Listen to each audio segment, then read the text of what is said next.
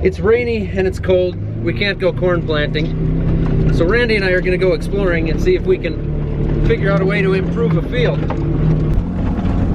What we're looking at doing is draining this area of the field better. And the main thing we want to do is close this ditch up here, get rid of this tree.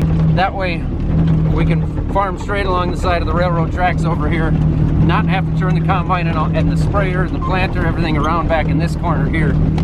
So that's an old 15-inch concrete pipe that's been in there for who knows how long.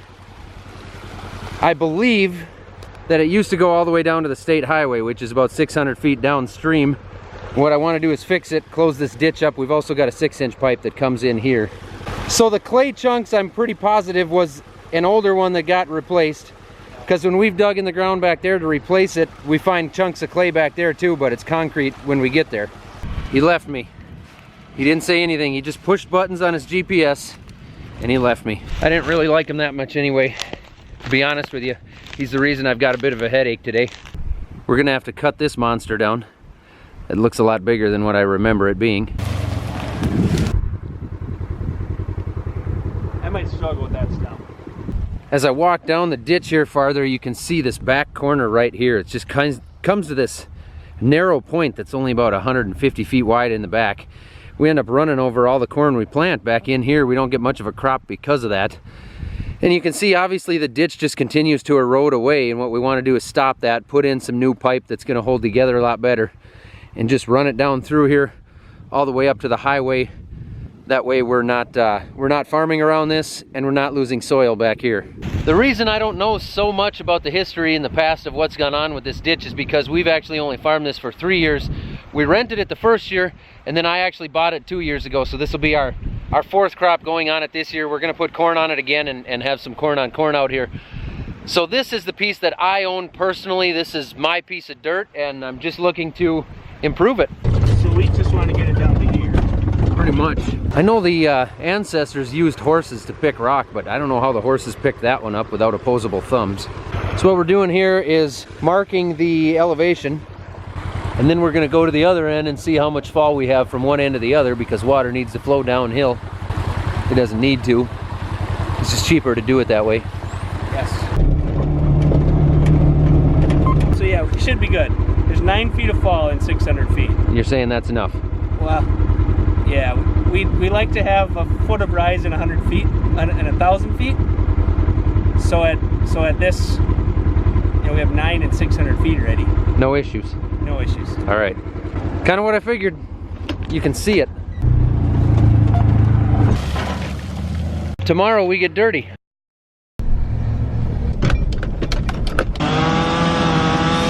You guys know you're gonna have to be on YouTube, right?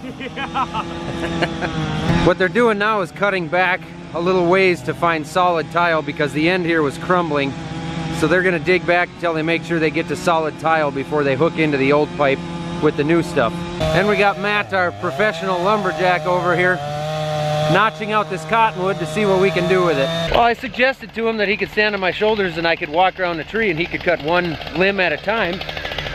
But he thinks that since we don't have a ratchet strap to attach himself to the tree, that probably wouldn't be very safe. So we're not gonna go that route.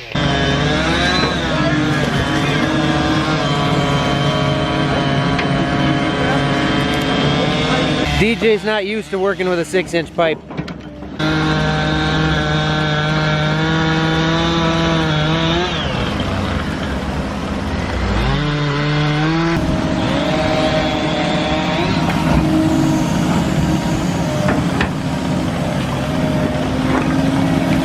Those chainsaws are about out of oil, so I'm gonna run back and grab some bar oil and some gas. Let these guys keep going. I'm parked across the road here on my way back, but I figured I'd give you guys a little bit of a better idea from out here what's going on. Obviously this is the ditch over here they're closing. It's only 580 feet long. It doesn't actually drain any of my water. It drains 2 of the neighbors' water from over there. I don't know if I structured that sentence correctly. But it's not my water, it's the neighbor's water to the east. It's technically their pipe that drains their water that they installed probably 60 or 70 years ago across my land, because that's the direction it had to go to flow out here and make it to the low point. That's the way the watershed works. So it's not my water, it's technically, it's their pipe, I don't know exactly if I would own a third of that pipe or how that works since it's under my field. But I bought this field as is, so I'm not gonna talk to those guys about trying to pony up some money for this.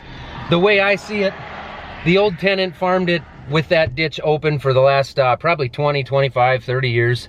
And now I've bought the field, so I don't see that it's their responsibility to fix this. If we have problems farther back in the field, maybe at some point we'll have to talk about splitting some costs to do something like that. But for right now, you know, I came in and bought this field as it was. I'm just gonna pay these guys to fix this, make it right again back down to the highway, and be done with it.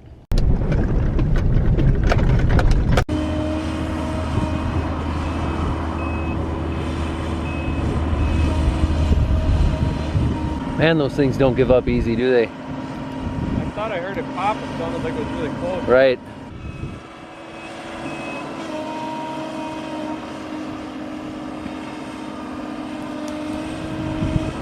Matt's got a lot more experience running a saw than anyone else, and we're all a little bit nervous about the size of this tree.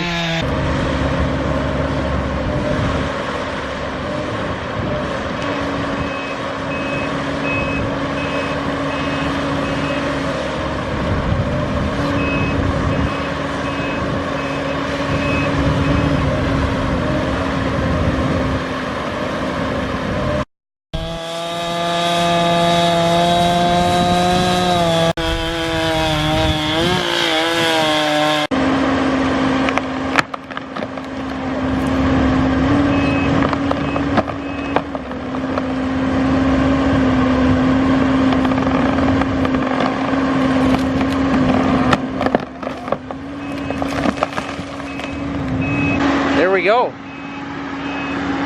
Everyone's alive.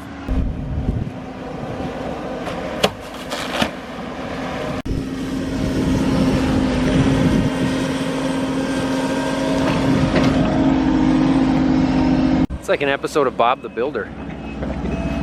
So we've got three options when it comes to this ditch. Option number one is what we're doing here, closing it up to stop the erosion and stop the pipe from breaking apart, and then we can farm straight over the top of it.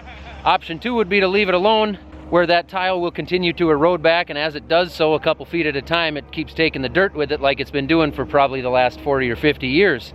Option three is to close this pipe and stop this water from flowing through here, which is going to cause all kinds of problems on the other side of the highway for the neighbors over there.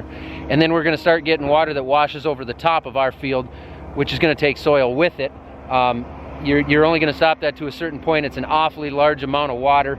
The fact is they used dynamite probably in the 50s to lay this clay tile down in the bottom here, and we're just fixing with modern pipe, modern tile. We still call it tile because the old clay tiles is what they were called. They were actually, it was made out of tile. So we still call it tile, but it's plastic pipe that we're putting in there, basically a plastic culvert that we'll put in here. It's only 600 feet, and it's going to save me the 6 or 7 acres here that I end up turning around on and wrecking a lot of my crop with anyway. So this is what we've chosen to do. The fields are too muddy to be planting this morning. Randy and I had a few beers and some chicken the other night, and we decided we were just going to get this done. And Randy's a get her done kind of guy, so these guys showed up today. They're going to be in and out and get this done for me. Uh-oh. Now we need an excavator. Double saw stuck. We need an excavator. We got 2 saws stuck in the tree. 2 saws? 2 saws, yeah. A couple of Einsteins. Logsman a word? Logsman, yeah. No, I prefer logsman. See, if I wasn't a YouTuber, I could just get away with this crap and nobody would know any different.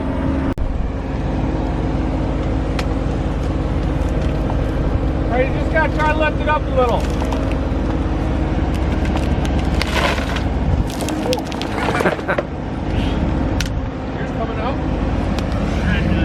Nope, mine is stuck. Mine's tight yet.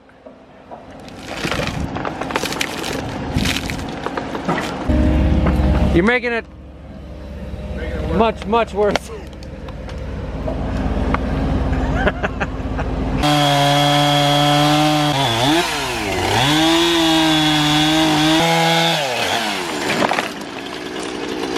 Woo! You can see the bars twisted up in there. Oh, no!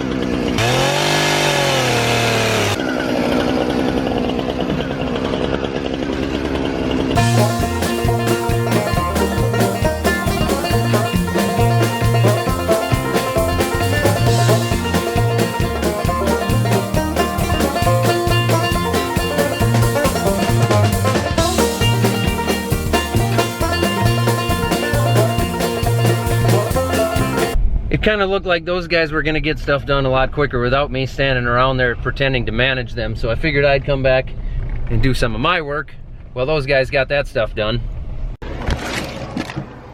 The planter has done close to 500 acres at this point. So I'm going to take a grease gun to it, check the tires, and Yetter actually sent me a tool to check the air pressures individually on the rows to make sure that there's not an issue with the air going bad and not controlling some of the units just right.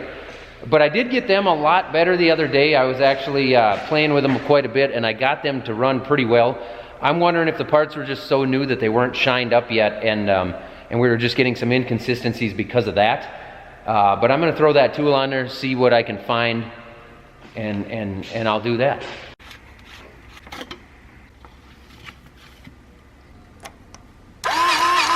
The planter is greased. Next thing I'm going to do is actually throw some chain lube on the drive chains on that planter, just to maintain those a little bit.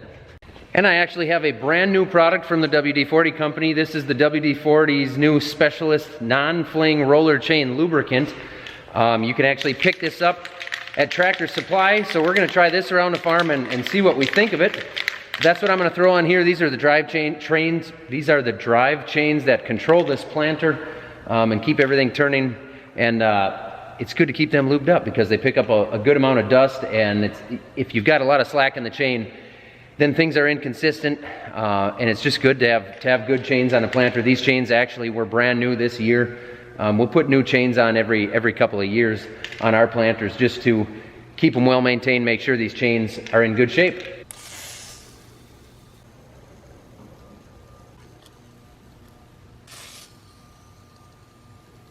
Maybe I'm jumping the gun a little bit on this, but I'm pretty confident that this is already, by far, the best chain lube we have ever run on this farm. Hey Chris, can I get 4 bacon cheeseburger baskets with fries to go, please?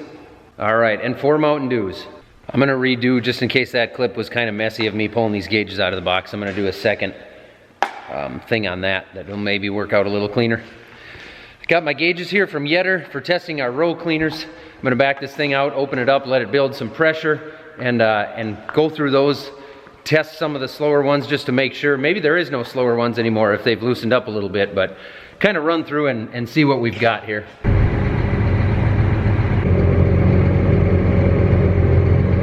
I got it unfolded, but DJ said he likes to eat at about 12:47. I'm gonna be a little bit late, but I better make sure those boys are well fed. This day. We know that access to childcare is the fastest growing. 5 meat feast for just $9.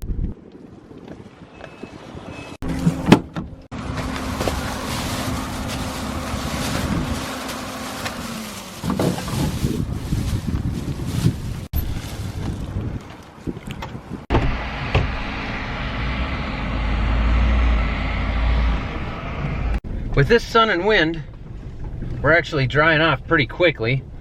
I'm gonna check this tile outlet that we pulled the cage off of the other day, make sure it's still draining good. And then I'm gonna take a look at this field. Obviously this area here is really wet. But, this is wetter than I was thinking. I was hoping to have to make a phone call and get some fertilizer coming, but this is not looking like that. The grass is growing around it again. I like this intake because it's surrounded by grass where it's not out in the field where it can get soil into it. But what happens when that intake gets half covered up is, look at that, there's a crayfish in there, crawfish, whatever you want to call that thing. You don't see those in a road ditch often. Anyway, the water goes over this way and starts, it can grab soil as it's done a little bit here, and we try to prevent that. So I think what we're going to do is put a berm in here to stop that. That way the water will only go down the intake hopefully in the future.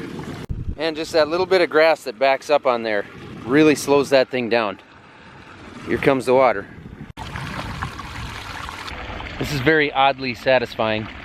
It's working again for now, but it seems like the obvious fix here is to get some sort of a different cage around that inlet, something that stands higher, maybe one of those orange Hickenbottom cages that we can put on there, and then build a small basin to stop the water from flowing back into the field. That way it does continue going into that pipe if it does get plugged up at all. It's wetter than we thought it was. I think it's too wet. We just hold off and have them spread it mid-morning, and then we'll work it in tomorrow. Unless the forecast, yeah, if the forecast keeps saying that we got 90% chance of rain tomorrow night, maybe we hold off more then, I'm not sure. Unless we can get rolling soon enough with the planter right behind it and get it done. Hi, Didge. How you doing? Walking slowly? All right, time to fire this beast up and build some air pressure and see if I can get a hold of Yetter and figure out how to use those gauges.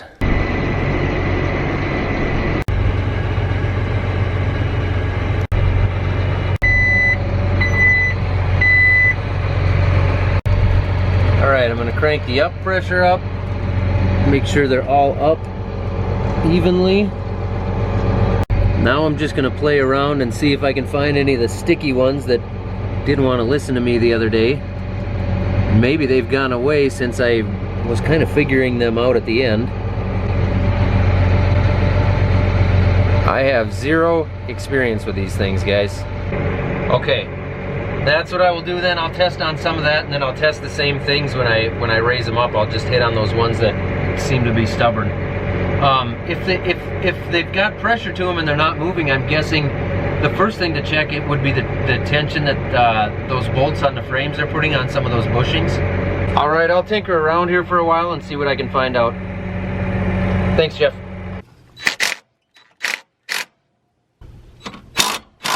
I think we've got a mechanical drag on some of these. This is the third one I've found now where when I loosen the bolt, it loosens that bushing and they raise up.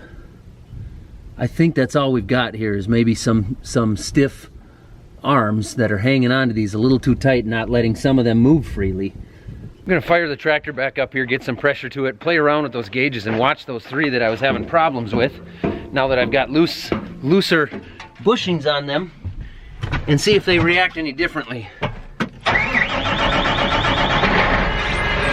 I've gone up and down across the planter here, set them at kind of an even pressure, and I'm going, it's hard to do with one hand, this one moves pretty easy.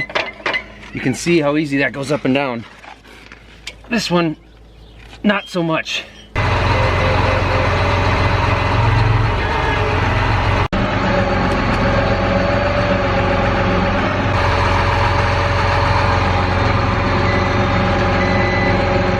They're definitely better, but I think I'm going to hook the pressure gauges to them anyway just to see here. And I might look at trying to lubricate some of those bushings in some way or another. Pretty close on that one. What do those gauges read, Kurt? 16? And the black one's at 25-ish? I'm going to try some of this WD-40 Specialist Dirt and Dust Resistant Dry Lube PTFE spray. Repeat that. Nope, I can't. Me neither. We've collected an entire herd of beer drinkers, but we're going to see if this works better. Again, it's a definite improvement, but still inconsistency. I've decided to finish messing with these in the field where I can really get a better feel for them. They're definitely better. I'm thinking if I can just get them out to the field and use them, kind of work them up and down a little bit, that maybe having the dirt on them and putting pressure on them and actually using them in the field will help loosen them up and get them even better yet. Now that I kind of know what the issue is, I'm thinking just using them normally might be the best way to work them into place and get them to start working. So that's what I'm going to go with for now.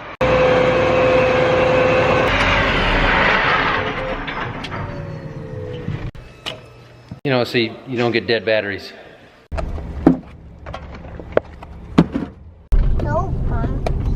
He's getting close. A few rocks to bury. Obviously some dirt to level off. Might have to break that tree down a little bit more, but it's out of the way. Oh, that's nice. Deej, I forgot your socks. I used blue shop towels. Oh, you got something dry in there anyway? Yep. Oh, that's good. Yep. Well, that's it, girls. It's 7:30. Those guys are gonna come over and we are gonna light up our new Weber grill and we're gonna grill some meat as soon as they get loaded up and finished there. That's it. That's all I've got. That was enough of a day for me. What do you think, girls? Good. Yeah. I lost my tooth. You lost your tooth? You want to show everybody that? There it is. Isla, you have anything to show the camera? I like to do this. You like to put your dirty shoes on your face? Oh, impressive. I don't like to, because that's disgusting.